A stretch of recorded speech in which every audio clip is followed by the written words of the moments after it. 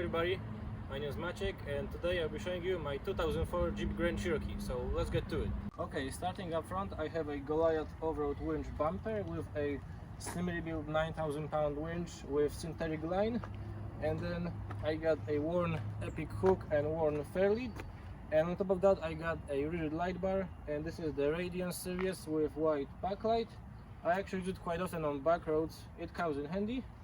And then another thing on the front is those headlights. Those are just eBay specials I got, but they work just fine and look way better than old worn out units. On the back I also have a Goliath off-road rear bumper with a tire carrier, and I opted to get additional integrated Rotopax mounts, but I don't use them unless I'm off-road. On the back also there are LED tail lights, and these things are super bright, I really like them. And there's a JKS rear license plate bracket. Alright, moving to the side, I have Goliath off-road rack sliders with a step, and then moving to the top I have Goliath off-road roof rack, and it's just a platform because I mount my rooftop tent on it, but I took it off for daily driving for now. And then on the back I mounted a little rigid lights to lit up the campground, and those are just a few of the stickers from the places I visited. As you can see, I painted hood, grille and sides of my Jeep with a Raptor liner, and this thing is great. It's super easy to clean and protect my car from rack chips and scratches. Also on top I have a ARB awning, and this is the 2500 model, and because I live in Florida I actually use it quite often on the beach. For the wheels I have a Jeep JL Wrangler Rubicon takeoffs, and I think they look great. They're a very budget friendly setup. Suspension wise I have 6-inch long arm lift. I use all Clayton off-road brackets and I made the links myself. The front setup is a Y-link and the rear setup is triangulated 4-link. I also have both front and rear custom made heavy duty drive shafts.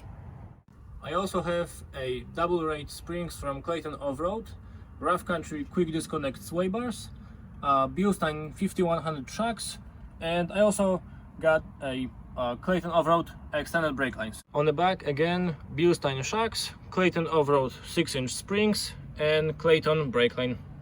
Front axle is a factory Dana 30 with limited slip and Yukon hardcore diff cover. I also got Goliath Off-Road 1-ton steering with hinge joints and Goliath track bar. Rear axle is a factory Dana 44A with Aussie locker and chassis unlimited steel diff cover. And I used to have a 4-link bracket that bolted to the housing, but it proved itself weak, so now I have this Clayton off-road truss with 4-link brackets. So this Jeep started as a base model because I didn't want sunroof and some additional features. However, I changed my stock interior for the Overland version, and right now I have leather with suede, and I also swapped the steering wheel for a nice leather wrapped unit, and I added some gauges. I also changed the whole carpet in the car and added some Quadrotec floor liners, and I got them on the front, back and the trunk. Right here under the seat I also store my fire extinguisher. And now moving to the trunk, I have my toolbox and my jumper cables, and I also made myself a custom headliner. Another thing I changed was the brakes. I swapped the rotors and changed the calipers for the new ones all the way around. Another interesting modification on this Jeep is a raised gas tank that I was able to do with the help of my brother, and by doing that I deleted the spare tire from the trunk and it left me with that nice little compartment that I use for storing my recovery gear and straps. Under the hood of my Jeep I still have a factory 6-cylinder 4.0 engine, and over the time I did a lot of maintenance to it to keep it running strong and reliable. Also, I added a additional power steering cooler and transmission cooler to keep them running cold, and just recently I purchased a interstate battery. And this is it, my 2004 Jeep Grand Cherokee. Hope you guys enjoyed.